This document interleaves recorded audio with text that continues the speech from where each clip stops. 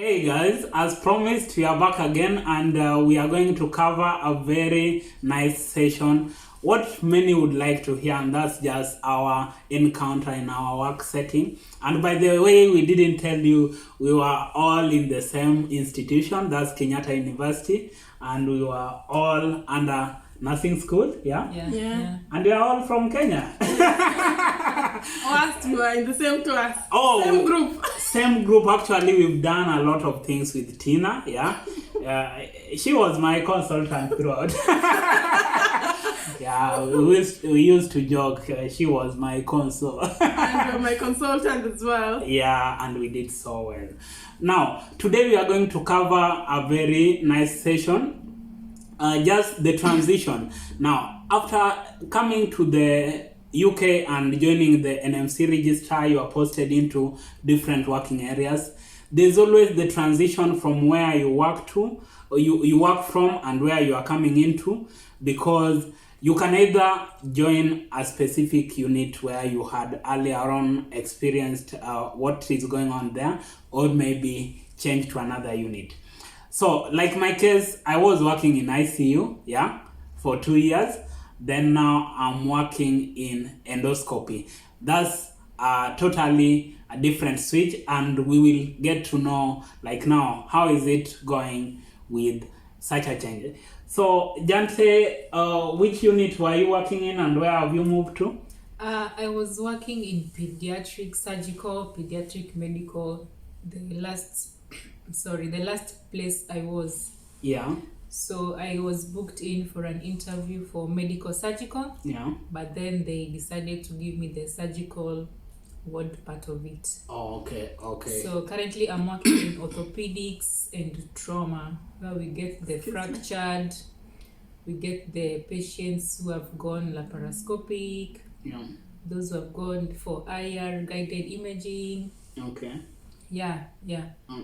Okay, that's fair enough. And for you, Tina, which unit were you working before and where are you working right now? Well, for me, I was working in a general medical unit, Yeah. and now here I'm working in a stroke unit.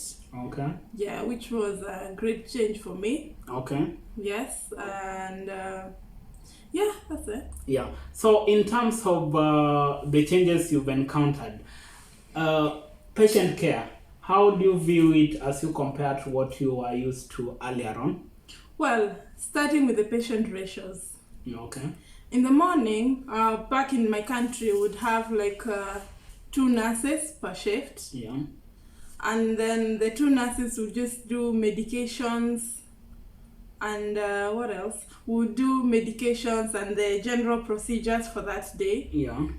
But here you're allocated only 6 to 9 patients, Okay. depending on your staffing. Okay. Which at first I thought, this must be favorable when you're having 6 to 9 patients. Yeah. Only to realize that the needs, they change. Yeah. And back home it was more of driven by the things that you have to do for the patient, but here you have to do primary nursing. Yeah. The needs of a patient will direct you. Will determine what you will do. It's Yes. more of a switch from instruction or the care plan you've developed Yeah. to now a care plan that is based on the patient needs.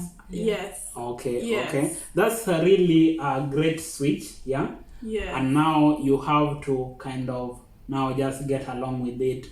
More of the interaction and communication with the patient is relatively raised for the needs, because you will have to identify such needs. Yes, and I think the other thing, the uniqueness is how poorly your patient is. Yeah. Because back home, once you're done with your medication, you move to the next thing. But here it depends how poorly your patient is. Okay. You might have to be stuck with one patient for a while Yeah. while you stabilize them before you can go to the others. Okay. Yes, and there are a lot of things that you have to do in terms of ensuring the safety while you're doing the medication and everything. Okay. Yes. Okay. So, in terms of equipment, Jante, have you seen a great switch in terms of what you use to promote your nursing care compared to what we are used to? Yeah, I can say there's a massive change in equipments. Yeah. So when we're doing our OSCE, we're like, oh, you do assessment, and then there's this part for vitals, and you're told patient is having a new score of 3. And Yeah. you're like, what's a new score? Yeah. So new score is their way of determining a patient who is kind of might deteriorate. Yes, how frequent you'll be monitoring this patient. Yeah. Compared to back home, just have a BP machine, a thermogun or a thermometer, and you're done with your obs. Yeah. You can't really know how to score this patient. Okay. So getting this machine for taking obs, and you know that your patient is scoring, it really gives a thumbs up on quick care and screening of sepsis to this patient. So for me, that side I can say it's good on how patients get quick access to care. And another thing, like the equipments are a bit like, yes, it's an advanced country on this side compared to us still developing, which is what someone like me would really want to experience, because you might have seen them, let's say in the movies, some series for the medicals, just here in the books. So just trying to get a tangible out of it was something that was really nice. And you could have something like pumps that you could only see in ICU. And for sure these pumps are just used in the general wards. And it's like the order of the day. And you can imagine, okay, so which kind of pumps are they using in ICU? if the ones we used to see in our ICU are used in general wards, it's something like, okay, this is the place to be. That's a very nice one. Now, in terms, I think another thing is about the mobility aids. Okay. How patients mobilize here. Comparing to back home, most of the things, one of the things that I was used to was just a wheelchair and maybe assistance from colleagues and how you move the patient. But here I'd say the training is really good. The manual handling. You'll be taught how to move the patients. And now you come to a range of equipments of how to move your patients. You find things like the rotunda, the steady, the hoist. You know, things that save time and also they save us. A lot of occupational risk, especially back pain. Oh, that's a very... So I had a colleague in my previous workplace as young as less than 30, and you have conditions for back pain, like it's chronic, you go for MRI, for CT, like there's nothing to really give a definite diagnosis. And then you're like, okay, this might have been caused because of the trainer's work on how you handle patients. And since I came here, yes, you can have some back pains, but you won't say it's back pain from handling patients compared to back home. You could really get back pain from handling patients. Imagine just lifting a patient from the floor like a patient fell. But here, just get a hoist, you hoist the patient, and you have your vertebra well aligned. And it really gives you the energy also to continue, and you don't fear like any other consequences that might arise from such interventions. Now, in terms of working area and the safety measures in place, do you feel safe working in the environment? Yes, I'd say really in this place they have really invested on occupational safety as well as the patient safety. In every ward they are usually divided in cubes. You'll find there's a maximum number of patients that can be in that cube. There's also, they've supplied all equipments, like you'll have oxygen there, the suction machines. You don't have to borrow from one department, get one equipment from London, bring it to Manchester and take it back.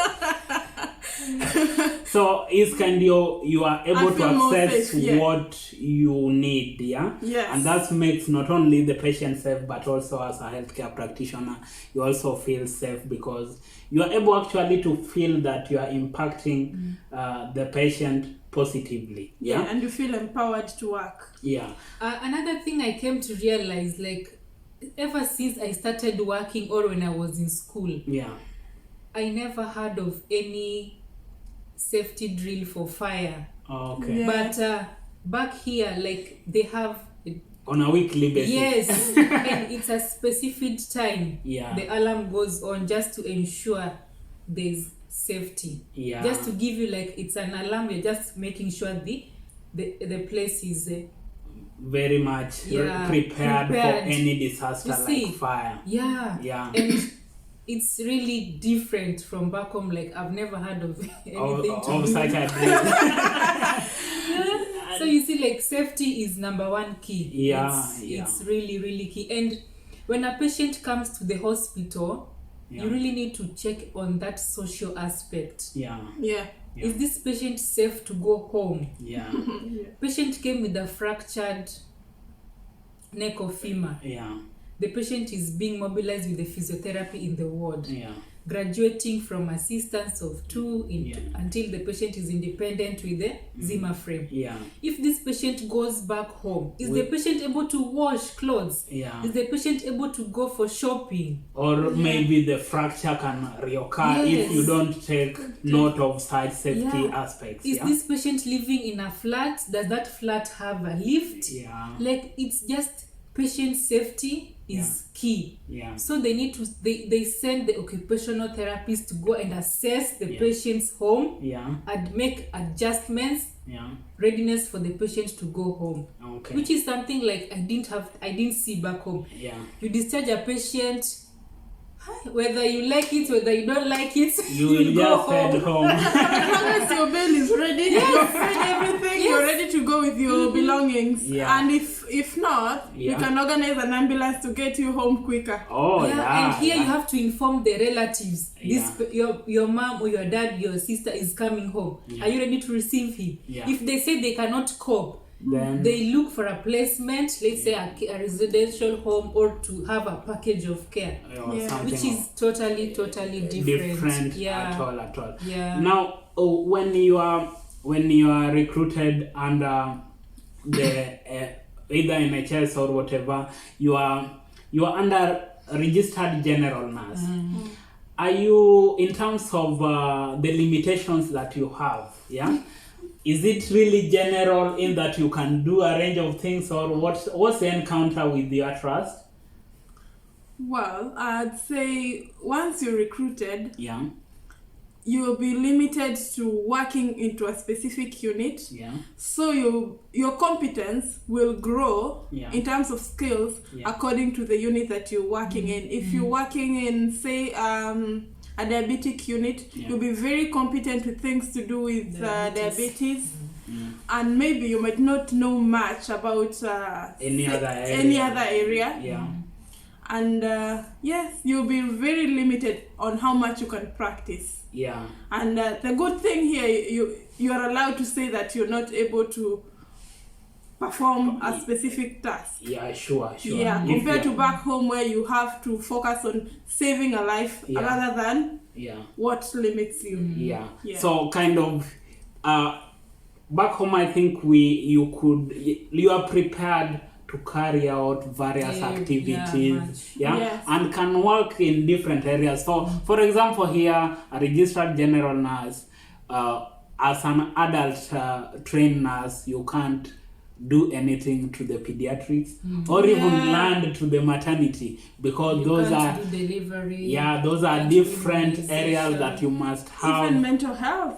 Even mental health. You can't handle such sector until you get a specific training for years for you to switch from the adult general nursing to those specialties, which is a bit different totally. Now, in terms of consideration to the staff and things of that kind, maybe you are sick or you are going for paternity leave. What's the encounter, and maybe what we've seen with our colleagues? Now, Tina, what have you experienced from your hospital? In terms of just consideration, maybe you are sick and things of that kind. It's COVID time. Just consideration of like your personal life as a healthcare giver. Well, here, one of the things that I'll commend them for is that your personal life and your work life, they are one thing. So in case you have an issue, like say like childcare issues, you can phone in and explain that, and get to work a bit late. And like home, that's a personal issue. You're supposed to handle it for yourself. If you're sick, the only thing I've also learned here is about communication. You need to communicate prior, and there's a set policy on how they handle things according to different trusts. How you call in sick and everything. If you're sick and all that. It's kind of a structured form of ensuring that you are able also not only to inconvenience the ward, but also to give a good timeline to ensure that everything runs smoothly. Yes, and another thing I must also say is about your mental health. Your mental health really matters. You can't be sinking inside and still be working. You're allowed to voice what you feel or what's affecting you. Then you can get some time to get some attention. But compared to back home, it's I a think bit different. We are raised as hardcores. You raise your problem, someone will. You go to work really sick. Really sick, yes. Until they just. Unless you're dying, you're supposed to come to work. Another thing that I think we didn't talk about is the aspect of communication. The little things that happens to maybe to your patients, you need to kind of escalate them to your superior so that an action is taken. I think that's also another aspect. One thing that we are really enjoying, you need not to kind of burden yourself with everything. There are different departments for different issues, that you need to escalate, and your ward manager is responsible for ensuring all these other team members come in and do what is expected. Isn't it so? Yes. So being in a new work environment, like we did nursing back home and you're doing this nursing in the UK, they introduce us to something called preceptorship. And that thing is like someone is holding your hand and taking you through how their system works. And at this point, you need a lot of training because they have a lot of conditions. They have a lot of the conditions that just used to read in the books. And now you have to like here they are, manage them. And then you have like equipments you've never been able exposed to. And I'm like, a patient is palliative, you're using a syringe drive. I've never known of a syringe drive until I came here. What's a syringe drive? You see? Things like that. Someone is having a peak line. Like, those are the things they used to give in ICU, but they just put in the general wards. So you get like acquainted with so many skills in one. And during that time, they take you through, and by the time you'll be like, they need to, that makes you like, able to run your activities easily. And I think there's even a structured form that you are supposed to update. You assess yourself with your preceptor also. With your preceptor, just to ensure you get along with the team and ensure you join swiftly into their trust policy and all that. And I think that one captures the very key aspects of the encounters we've had in our different wards. Unless you have any other issue to add. You okay? As for the workload, there's workload. You really work. And you should be prepared to, because it's like more, is it 12 or even more than 12 work hours shift? As compared to back home, you work EM. Back home you used to have like, it's a 6-hour shift. 8 hours. And here you have to go. And not as intensive as it is here. Because you have like patients running on fluids. Patient needs to go for this.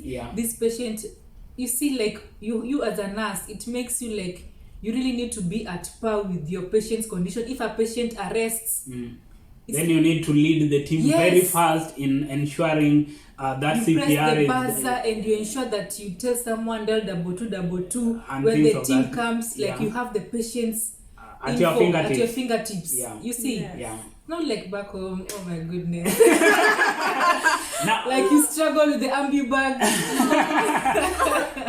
That's just the encounter we've yes, all yeah. had, and for me it's a bit different because switching from ICU to endoscopy, it was like now a de-escalated care, which is making the experience still is very much okay Interesting. and very interesting.